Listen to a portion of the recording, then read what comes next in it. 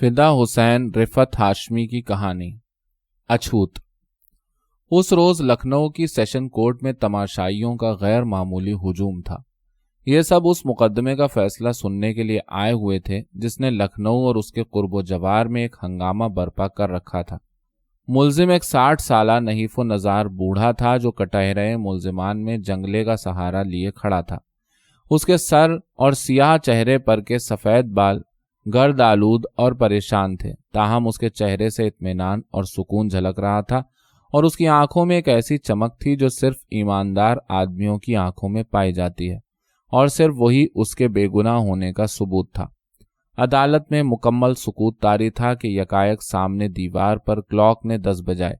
थोड़ी देर के बाद जज सियाह चुगा पहने कुर्सी अदालत पर आ बैठा। हस्बे मामूल उसके सामने कागजात पेश कर दिए गए और सरकारी वकील मुल्जिम से गोया हुआ, अच्छा अब तुम अपनी सफाई में कुछ कहो, जो तुम कहना चाहते हो। मुल्जिम ने कहा, मुझे अपनी सफाई में इसके सिवा और क्या कहना है कि मैं बिल्कुल बेगुनाह हूँ। सरकारी वकील ने कहा, मगर सिर्फ इतना कह देने से तो तुम्हें बेगुनाह नहीं ठहराया जा सकता, जबकि तुम्हारे खिलाफ सब सबूत पाया तकमील तक पहुंच चुके हैं। मुल्जिम ने कहा, तो बस मुझे और कुछ नहीं कहना है। सरकारी वकील ने कहा, मगर तुम अपना बयान तो दो। मुल्जिम ने कहा, बयान मैं यहाँ भी वही दूंगा जो मैं पहले पुलिस के सामने और फिर छोटी अदालत में दे चुका हूँ।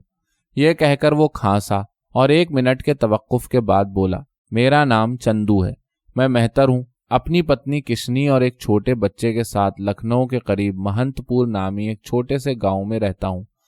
हम दोनों सुबह शाम गांव वालों की खिदमत करके पेट पालते हैं। इस वाक़े से चंद दिन पहले चूंकि किशनी बीमार हो गई थी, इसलिए मैं अकेला ही सब काम निपटाने लगा था और जिस रोज़ की ये बात है, उस दिन जब मैं शाम को काम ख़त्म करके घर आया तो देखा कि किशनी की तकलीफ़ बहुत बढ़ गई है और वो बेहोश पड़ी थी। बच्चा ज़मीन पर बैठा रो रहा था। मैंने बच्चे को उठा लिया और उसे चुप कराते हुए खटिया के करीब झुककर किशनी को बुलाया। उसने आंखें खोली और कमज़ोर आवाज़ में मुझसे पानी मांगा। मैंने पानी लेने के लिए बारी बारी सब घड़े देखे, मगर मुझ पर यह देखकर बिजली सी गिर पड़ी कि उनमें से किसी में भी पानी की एक बूंद तक न थी। महंतपुर में हमें पानी की बहुत तकलीफ है, क्योंकि अछूत होने की वजह से हमें गांव के किसी भी कुएं से पानी भरने की इजाज़त नहीं। पीने के लिए हमें पानी गांव से 1.5 मील दूर एक सरकारी नदी से लाना पड़ता है। मैंने बच्चे को फिर ज़मीन पर बिठा दिया और एक छोटी सी घड़ैया उठाकर घर से बाहर निकल आया। सूरज देवता छुप गया था, मगर अभी दिए नहीं जले थे। हमारे घर से कुछ दूर श्री कृष्ण मंदिर है, जहाँ कुआं भी है। मैं उसी तरफ चल दिया कि वहाँ किसी पानी भरने वाले से घड़ैया भरवा लूँगा। मैं जब वहाँ पहुँचा तो देखा कि मंदिर के बड़े पुजारी सामंत पंडित रास्ते की तरफ पीठ किए खड़े कुएं से पानी निकाल रहे थे। मैं उन्हें फौरन पहचान गया, क्योंकि पहले भी मैं कई बार सिर्फ अछूत होने की वजह से उनसे गालियां और डंडे खा चुका था। इसलिए पहले तो उनसे पानी मांगने की हिम्मत न हुई, मगर फिर मजबूरी से ऐसा करना ही पड़ा। चुनाचे जब उन्होंने कुएं से डोल निकाल कर अपना घड़ा भर लिया तो वो मुड़े और मैंने कुएं से 10-12 कदम परे ही खड़े खड़े घड़ैया जमीन पर रख दी और निहायत अदब से हाथ बांधकर आजिज़ी से कहा, महाराज। मेरी आवाज़ पर उन्होंने मेरी तरफ देखा और मैं आगे कुछ न बोल सका। उन्होंने गुस्से से कहा, क्या है, दूर खड़ा रहे।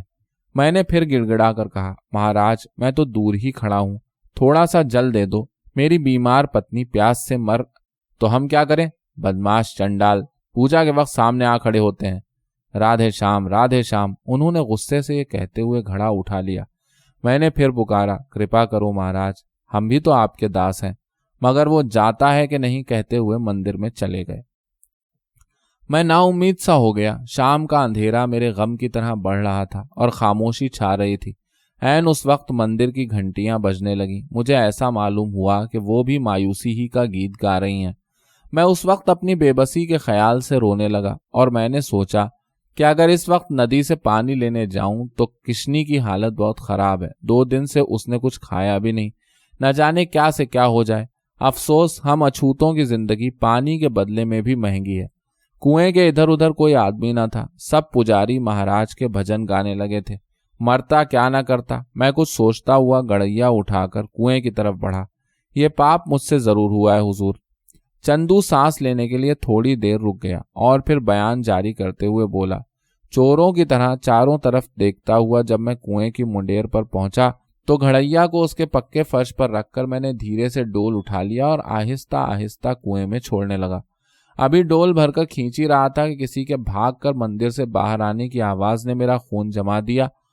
ساتھ ہی آواز آئی، ارے رے رے رے، اچھوت پاپی نے کنواں بھرشٹ کر دیا۔ اپنے انجام کے خوف سے میرے ہاتھ سے رسی چھوٹ گئی اور میں نے گھبرا کر اس طرف دیکھا۔ وہ مہنت سامنت پنڈت ہی تھے جو یہ کہتے ہوئے سخت غصے سے ڈنڈا اٹھائے میری طرف آ رہے تھے۔ میں جان بچانے کے لیے ایک طرف بھاگا، مگر ابھی چند قدم ہی گیا ہوں گا کہ کسی کے منڈیر پر دھڑام سے گرنے کی آواز آئی اور ساتھ ہی پجاری کی چیخ سنائی دی، ہائے بھگوان، مار ڈالا، کم بخت، اچھوت کو پکڑنا، جانے نہ پائے۔ میرے خیال میں شاید مہنت چونکہ بہت غصے اور تیزی سے مجھے مارنے کے لیے کنویں کی طرف آئے تھے، اس لیے گھبراہٹ کی وجہ سے وہ میرے وہاں سے ہٹ جانے پر بھی رک نہ سکے اور منڈیر کے چکنے فرش پر پاؤں پھسل جانے کی وجہ سے گر پڑے۔ ایشور جانتا ہے کہ مجھے اس وقت ذرہ بھر بھی اس کا خیال نہ تھا کہ گرتے ہی ان کا سر پھٹ گیا ہوگا۔ یہ تمام واقعہ ذرا سی دیر میں ہی ہو گیا۔ ان کے گرنے سے میرے دل میں انسانی ہمدردی کا جوش پیدا ہوا اور میں ان کی گالیوں کا کچھ خیال نہ کرتے ہوئے پھر ان کے پاس جانے کے لیے مڑا، مگر یہ دیکھ کر کہ مندر کے پجاری اور ادھر ادھر کے بہت سے آدمی جو ان کی چیخ سن کر جمع ہو گئے تھے مجھے پکڑنے کے لیے بھاگے چلے آ رہے تھے، تو پھر میں نے سب کچھ بھلا کر آگے بھاگنا شروع کر دیا۔ مگر ابھی تھوڑی دور ہی گیا ہوں گا کہ ان سب نے مجھے آ لیا اور پھر جو جس کے ہاتھ میں آیا اس نے اسی سے میری گت بنانا شروع کر دی۔ ایک شور مچ گیا کہ چندو بھنگی نے سامنت پنڈت کو مار ڈالا۔ آدمی دم بدم بڑھنے لگے اور ساتھ ہی ساتھ میری درگت میں بھی اضافہ ہونے لگا۔ یکایک اس ہجوم میں میں نے اپنی بیمار اور کمزور کشنی کو دیکھا جو شاید یہ شور سن کر گرتی پڑتی گھر سے باہر نکل آئی تھی۔ ظالموں نے اسے بھی مارنا شروع کر دیا اور وہ میرے دیکھتے دیکھتے بے ہوش ہو کر گر پڑی۔ اس وقت نہ جانے مجھ میں اتنی طاقت کہاں سے آ گئی کہ میں ان سب میں سے نکل کر کشنی پر جا گرا اور اس کے بعد پھر مجھے بھی کوئی ہوش نہ رہا۔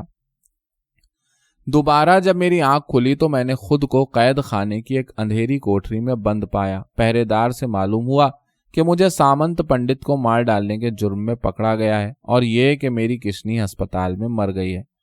بس اس کے سوا مجھے کچھ اور معلوم نہیں۔ یہی میرا بیان ہے۔ چندو کی آنکھوں میں آنسو چمکنے لگے جو پھر خود بخود ہی خشک ہو گئے۔ سرکاری وکیل نے سوال کیا، تمہارے اس بیان کے صحیح ہونے کا کوئی ثبوت بھی ہے؟ چندو نے کہا، حضور، پرماتما گواہ ہے۔ سرکاری وکیل نے کہا، خیر، اب پرماتما تو تمہارے لیے عدالت میں آ کر گواہی دینے سے رہا۔ یہ کہہ کر اس نے جج سے کچھ انگریزی میں کہا۔ چندو بولا، مگر حضور، میرا بچہ کہاں ہے؟ اسے مجھ سے ملایا جائے گا؟ سرکاری وکیل نے کہا، ہاں، وہ خوش ہے، اسے سرکاری یتیم خانے میں داخل کر دیا گیا ہے، وہ تم سے ضرور ملایا جائے گا۔ چندو کی آنکھوں سے دو موتی نکل کر اس کے سیاہ رخساروں پر سے بہتے ہوئے اس کی داڑھی میں جذب ہو گیا اور وہ اپنی کثیف و شکستہ قمیص کے دامن سے آنکھیں صاف کرنے لگا۔